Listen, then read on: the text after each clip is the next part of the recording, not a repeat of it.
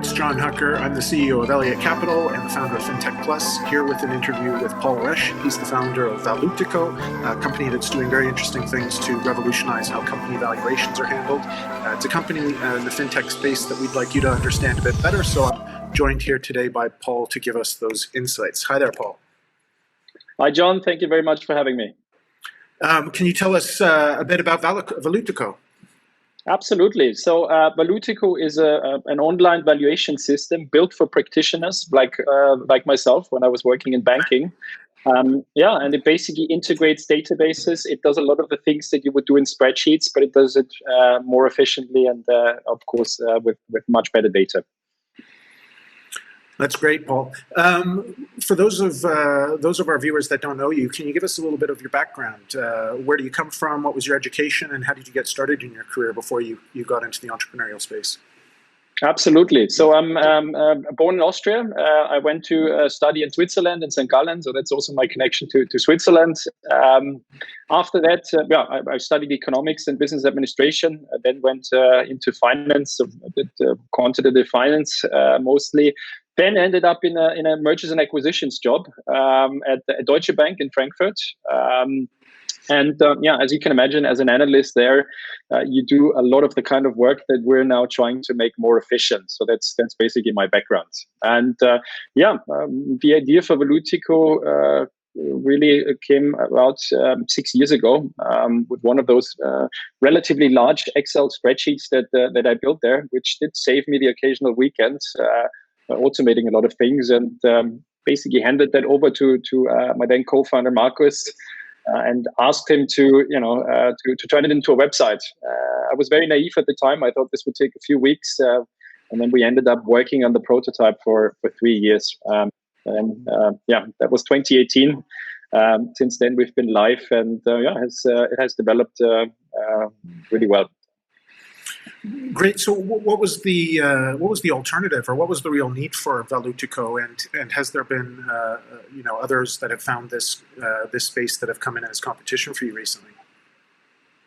Yeah, the real need is that the status quo when you build when you do valuation analysis now is that you look at companies' financial backgrounds, the financial data, historic data. You build an integrated financial model trying to predict the future. And then you sort of add the valuation analysis on top, and all of this is done in spreadsheets, right? You need lots of inputs from different databases. It's very time-consuming, very tedious. Lots of consolidating different data structures, and then ultimately, once you have your results, you then need to get them from the spreadsheet to some sort of slide or presentation format, which is another time-consuming step. And what we do is we put all these individual steps into one integrated and seamless online solution. And we often hear that this saves our clients between 38 to 50% of the time in valuation analyses like this, which is quite significant. So that's what we do. That's how it works. In terms of competition, we do see more and more competition come to market. Well, it's an emerging category. We think we were the first. There were a few people earlier who tried to do something similar. Given that we worked on this for 3 years before launching it, I think we have a good technological head start over our competition. How large is the market for valuation services? Is this something that's a lucrative pot that you're working in here, Paul? So we estimate it to be around $15 billion globally, the market for valuation analyses. We did a sort of bottom-up analysis, and we think the market for solutions, software solutions for that could be around $2 billion. So yes, we think it's an attractive market. And for you, what have been the biggest challenges then in getting Valutico up and running? Is it selling the story, building the technology? Can you tell us where you've been spending your time in the last 2 years in particular, I guess? Yeah, the last 2 years were really dominated by go-to-market, building sales functions, and everything that is not product development. So the first 3 years were really mostly focused on product development. But yeah, it's going out. It's convincing people that there is a better way to do this. That the old ways of doing this are don't make sense anymore in times of big data and better and better quality financial data. So that's what we do. Our main competitor is the Excel spreadsheet. We have to convince people that we can do this better and more efficiently. That's the challenge. I'm curious, what has been your experience with investors? Are you working with angel investors, venture capitalists at this point? How do they resonate with the story that you're pitching? So on the client side, we're working mostly with M&A advisors, corporate finance advisors, valuation specialists. That's around 40% of our business. Then tax and audit is another 40%. And then we have about 10% corporates and 10% investment management. But that's growing quickly, the whole investment management side of things. It's less in the VC space, right? Because valuation in the VC world, particularly in early stage, anything sort of pre-series, Series B, Series C, it's not really driven by fundamentals, right? It's very often, what's the vision, what's the team. So our methods are not really that suitable for VC funds. On the investment side, on the reporting side, right, and regulatory side, where these companies still have to do valuations, let's say the way we do it, it's still relevant. Yeah, but our main clients are not VC investors. Right. Actually, that's something that's important to clarify about how your business is focused.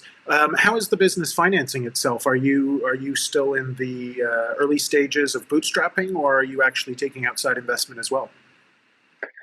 We have taken some friends and family investment over the last 3 years. Thankfully, the business is not very capital intensive. All we have to do is pay our people and some databases. So we have also grown it organically, but not exclusively organically. We are thinking about a larger institutional funding round next year. And I guess maybe to help paint a bit of a picture of the future, where do you want to take Valutico in the next, say, 1 to 3 years in particular, but beyond that as well? Yeah, I mean, on the geographic side, there are a few white spots on the map for us. The US, obviously, as our fastest growing market, is very important, and we're looking to hire more people in the US, have an even bigger footprint there. Southeast Asia, very important for us too. We have clients there already, but we could do more. And then, of course, on the product side, you mentioned VC and valuation methods. We want to add separate modules, especially for that. We have some very interesting ideas for that, but that's the VC type stuff. Then we're planning to add more tools around impairment testing, for example, tools particularly focused on investment managers, such as a fund type of reporting. Because at the moment, what you do is you value individual assets, right? But who says you can't add those up to fund level, aggregate those individual valuations, and then produce the sort of regulatory reportings, LP reportings for investment funds, especially alternative investment fund managers. So that's both. We want to grow organically. We want to grow geographically, but also on the product side. And what's the sort of long-term vision for you with the company? Is this something you'd like to continue to grow organically? Is this something you'd like to see as a large independent firm? Or do you have visions of exiting at some point in the future? That's something that always our investor audience is curious to know. No, I mean, we have so many ideas in the next 3 years, in the next 5 years. Even with a much larger engineering team, I don't think we will run out of things to do. And so it's a lot of fun. So we're not. The goal is not to make a quick buck here. We want to build something significant. I always say we want to build the Bloomberg of the valuation world. So that's the strategy. So we're also looking for, I guess, longer term investors to accompany us on that path. Excellent. Well, we're going to have to keep in touch and see how that develops. Before we switch over and take a look at your offering itself, I'm curious, we talk a lot these days during COVID about the acceleration towards the digital economy. I don't know if you've experienced anything yourself, but I was curious about what's your take on the transformation we see and the role of fintech, let's say, in a broader sense right now. What are some of your high-level thoughts about fintech? Yeah, I mean, fintech had a good run in the last couple of years, and I think we expect this to continue, especially in our little niche in the fintech world, which is, I guess, you could say regulatory tech, wealth tech, there's no valuation tech sector as such, although maybe we become the nucleus of that. But we think this will continue, this trend, right? Both on the funding side and also on the adoption side, right? Because we see even more and more larger institutions are now ready to shift to solutions such as Valutico, and that's very encouraging. So we're very, very positive. And COVID, for example, didn't really. I don't think that has a big impact on that. I mean, we did especially well this year during COVID times, maybe because clients also have more time to look at topics like this, efficiency and so on, right? Because they're not sitting in meetings all day long. They don't fly around the world for useless meetings all the time. So it has helped us, and we hope we can continue on this positive path next year. That's great to hear. And just before we do skip over, I noticed you have some very interesting artwork in the back. You're not in Europe at the moment, are you? Whereabouts are you in the world? No, we've fully embraced the whole remote work theme. So back in March, we decided to send everybody home so the team can work from home or from the office. The office being in Vienna, by the way. But I'm in Bermuda at the moment. Which is a nice place to be. Bermuda is, by the way, very supportive of fintech investors, and not just investors, but fintech founders in particular. So they have a sort of tech entrepreneur in residence program where you can get a visa for a year and work from Bermuda for a year. And the Premier of Bermuda is especially interested in bringing fintech companies to the island. Very interesting. I hadn't heard of that yet in sort of the international chatter at conferences. I guess that's because there haven't been so many. What are some of the focus areas that Bermuda's taking up? Is it the classic reinsurance and things of that nature, or do they have a few topics that they're focused on? I mean, obviously, given that the history of the island and the reinsurance sector's strength here, that's important. But I think it's rather broad. So they embrace all kinds of fintech companies, and not just fintech, by the way, tech companies in general. But fintech obviously is I guess the nearest and dearest to what they do. Yeah. Great. Well, Paul, I'm really curious to see the Valutico solution. It sounds like it's going to be a bit different than an Excel spreadsheet. Do you want to take over here and walk us through exactly what it is that you offer? Absolutely. So I hope you can already see my screen. Yep. Fantastic. So this is our main dashboard. As you can see, we have 3 modules plus 1 here. Those modules being the Valutico Private Markets module. That's the tool that most advisory customers use to value private companies. Capital Markets here lets you value listed companies. This is more for family offices, hedge funds, asset managers. And then Valutico Resources here, and I'm going to quickly start with this, is a tool that gives you quick access to valuation parameters. And then finally, there's also Valutico Impairments, but this is still a prototype. I'll give you a quick overview here of resources. So whenever you need something, let's say you still build your models in spreadsheets, we can still, we can give you the data that you need for that, right? So you just select your country, let's say the US, and the system will provide you with valuation relevant inputs here, the sort of stuff that you usually spend a lot of time looking for on the internet when you do a valuation, right? Risk-free rates, market risk premium ratings, and so on. And of course, we can give you that data for almost any country in the world. Well, it looks great at first sight already, I can say. Thank you. Yeah, I told the team, because I love maps, I said we need something with a map, and finally we have a map, and it even makes sense. That's even better. We also give the people here industry-specific data, right? So you could look up any industry that you do evaluation in, and we give you multiples and credit spreads and beta factors. All the typical things that you require. And we don't just do this for traded equities, but we also do this for transactions. So here you can get median multiples per industry. Whenever you need something very quickly, this is the place to go. But normally, you would do things a bit differently. You would do your whole valuation in Valutico. So I'm going back to the dashboard now.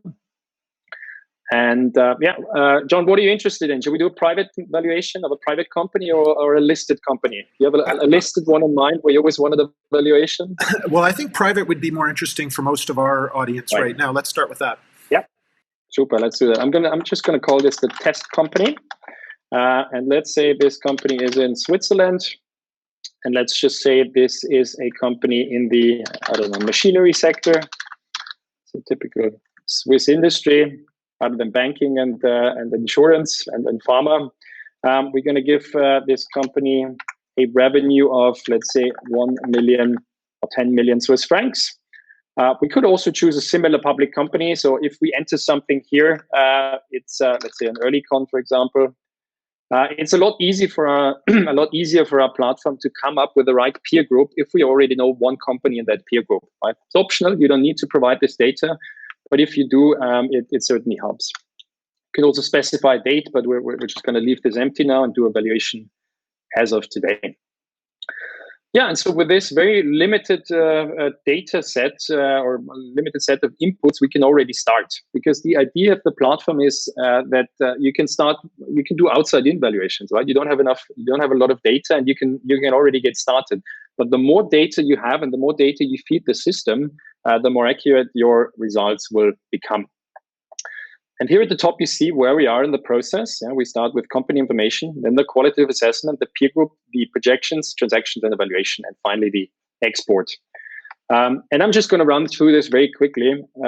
In this first step here in the qualitative assessment, what you can do is you can rate the company on around 25 soft factors, right? Exposure to the business cycle, management quality, all these questions that you would ask yourself when you do evaluation. And as you can see, if you change something here, it obviously has an impact on certain evaluation parameters here. I'm not going to go into too much detail here, as it's that would be a bit too technical here. So this is how this works. Very cool. I would suggest lots of bells and whistles that you can really fine tune your valuation with, I see. Absolutely. And this is also a great engagement exercise if you want to do this with your client, right? If you're an advisor and you want to involve them more into the valuation analysis itself, this is a great way to do it, because it's not that technical, right? That qualitative assessment. So people really appreciate that. Yeah, here it becomes a bit more technical. So we're on the peer group, peer selection step now. And as you can see, these are mostly Swiss companies. We have one American company here, which of course we could remove if we don't like this as a peer. It seems to be a peer of Earlycon. That's why our system is suggesting it. But for the sake of our example here, I'm going to remove it. And by the way, this is one of the places where our system is learning from what the users are doing. So if everybody removes that one American company from the Swiss machinery similar to Earlycon peer group, at some point the system will pick up on that and will not suggest this one company anymore. Yeah, so call that swarm intelligence. It basically means that the platform gets smarter and smarter the more people use it. Excellent. Yeah. You could, of course, also filter. We have 50,000 companies here, so I could have a look at machinery companies globally. Apologies, this is always a bit slow when I'm in video conferences, but you see we have 1,800 peers to choose from. Let's see if there's anything else in Switzerland. 26 peers left, so now we could have a look at these additional peers and add some more of those if you wanted to. Right? One click of a button is enough. So as you can imagine, this saves a lot of time, because normally, just finding all that data for each of these peers takes up, half a day for each peer, I guess. Very slick. Thank you. Yeah, we give you more options. So benchmarking here, for example, compares these companies in a graphical way, and it shows you, are there any outliers in the peer group that you would like to remove? But this is basically how this works. Yeah, multiples, beta factors, credit spreads, everything we saw earlier for the industries, and now we do this on a company by company level. Yeah, and very often, as you can see, we also have publicly available data here from Wikipedia and a few other sources. I'm jumping to the next step. I promised to do this a bit quicker. Next step is the business plan or the financial projections. So this is where your view about the company itself that we're valuing comes in. And the interesting thing that you will see here in a moment is that we give you different options. So you can either upload a financial model for that company if you've already built one, but very often, you want to do something quick and dirty outside in, for example, for a pitch or an indicative valuation. And for these purposes, you can use Valutico estimates. And what you see here in the background is now that we have a sort of consolidated table with the most important P&L, cash flow statement, and balance sheet positions, everything we need for our valuation. And here you find the 10 million in revenues that we provided earlier. And as you can see, the system is now somehow guessing all the other numbers. Now, we haven't provided any data on EBITDA or EBIT, right? But what the system does is it looks at the peer group, at the comparable companies, and it's basically assuming that if we're similar to the peer group, we should have similar margins, and we should also have similar growth numbers here for our top line. Right? And here you already have the COVID effect. System is expecting a 15% drop in sales this year. But of course, you can override everything here, right? You don't have to accept the numbers that the system provides here. So this is how this works. You could also upload your own financial statement. I've mentioned it already. A bit too much to show now. It would take a bit longer. Okay. But it's very easy to do that. Any other key features you want to point out here, Paul? Maybe one thing, the benchmarking is quite interesting because it again shows you, it basically shows you line by line now the most important numbers of selected sales growth. And now I see the peer group again. I see how the peer group has been growing in the past.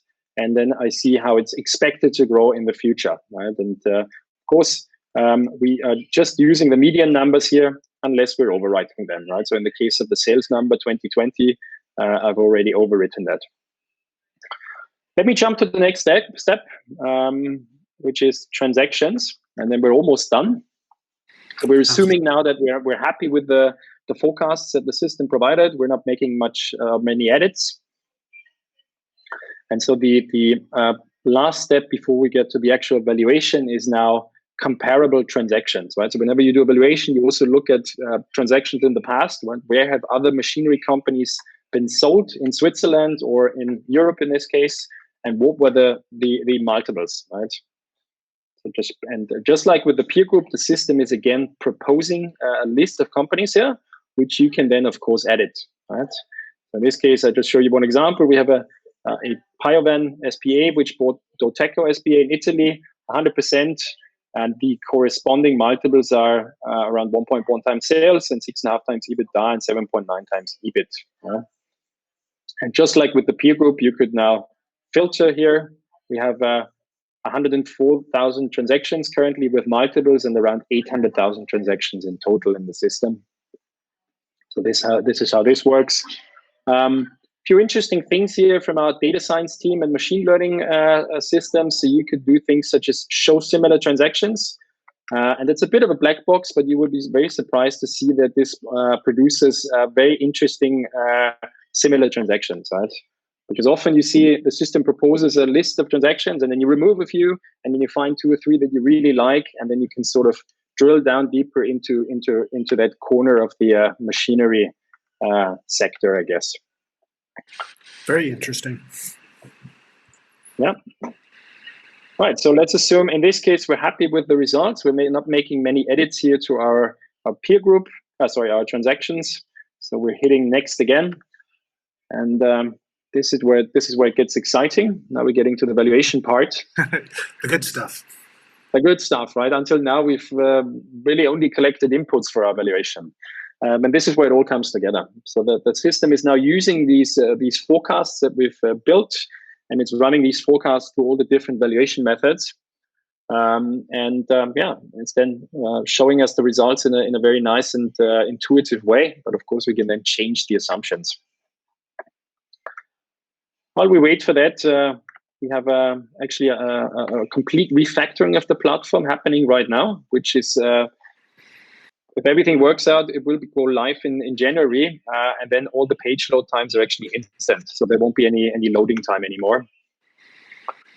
Although I have to say, our users usually forgive us that the pages load a few seconds because this used to take days, so we're still saving them a lot of time, but it becomes even faster.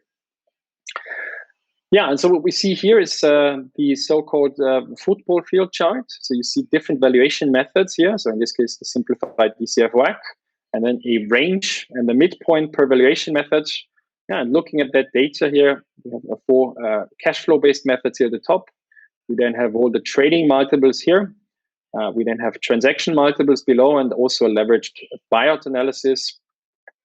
And what's interesting is that all these methods seem to converge to around, or at around 11 or 10 million. Only the DCF and the APV are a bit higher here, so we could look into this, or we could just hide those two methods if we're unhappy with the results. But it's producing a nice, consistent result here. Yeah, and then you can, of course, scroll down here. You see how the enterprise value translates into an equity value. You have background calculations here on the discount rates, capital asset pricing model, and all these complicated calculations and time-consuming calculations. And then finally, one box or a piece of paper for each valuation method. So we try to make this very intuitive, right? This interface.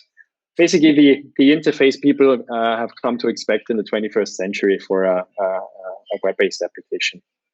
It's really very elegant, Paul. Congratulations on pulling this all together. How large is your team now that's putting these things together behind the scenes? We are 25 people now, up from 5 people last year. So the team has grown quite a bit this year. But if you know any engineers, if you know any good salespeople, customer success people, please let me know. We're looking for more people, looking for more help. So this is what this looks like. Visualizations here for the most important metrics and valuation methods, transaction multiples, and so on. But the absolute favorite feature of everyone, before we get there, you can, of course, also edit some of the assumptions here. Yeah. So you could, for example, ask yourself, well, what if my beta is not 1.1, but 1.2? And then just wait a moment, and it will update here automatically. And you see now, suddenly our results are even more consistent with the multiples. Yeah. I always call this the professional menu. So if you change something here, you should know what you're doing. And by the way, that's the advanced settings section, is it? Exactly, right? The valuation parameters. Gotcha.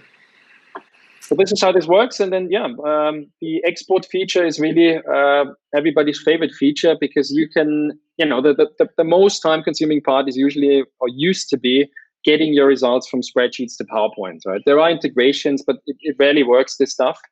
So what we've built is an exporter where you just click a button, and now the system generates an entire PowerPoint presentation for you with the sort of best practice visualizations that you would expect. Just takes a moment. And certainly a lot quicker than updating PowerPoint presentations for days and days on them. Well, while we have the opportunity to see it in action, Paul, what are the sort of 2 or 3 core technologies that you're leveraging to make this all possible? Can you give us a bit of the secret sauce here? It would be hard to point out 1 or 2 or 3 technologies. I mean, the tech stack is a very traditional tech stack. We're using JavaScript technologies in the front end, React mostly now. SQL databases. The backend is mostly it used to be exclusively Ruby on Rails, but that's changing now. We're doing more and more in the database, which is also adding to performance. And then we're using Python for a few of the more data-driven things. Yeah, and I'm sure I'm forgetting 5 other things or 10 other things. So it's not a monolithic structure in that sense, right? It's a combination of different microservices, which makes the whole thing also more flexible and easier to maintain. Interesting. Good to hear. Mm-hmm. Mm-hmm. Seem to have a lot of activity on the platform right now. That's why the exporter takes a bit longer now. Let me see. Maybe I can show you one that's been done before. No, not really. Here we go. Now the PowerPoint's downloading. I'm not sure if you can see that now. I probably have to reshare my screen because I'm only sharing the browser window here. Let's see. Give it a try. Let me reshare here. So this is what the export looks like. Can you see my PowerPoint? Yep. Fantastic. Yeah. So everything we've seen earlier on the screen, we now have on our PowerPoint. Right. So just a 30, 40 page comprehensive valuation presentation.